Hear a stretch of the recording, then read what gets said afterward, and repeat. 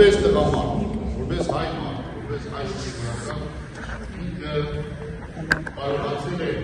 իր մոտեցումով, մարդկային ձևով, որպես հոգևորական չհրաժարվեց,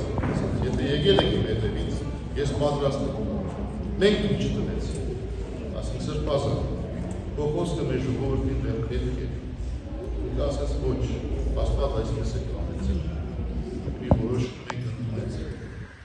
բայց չենք կատարել,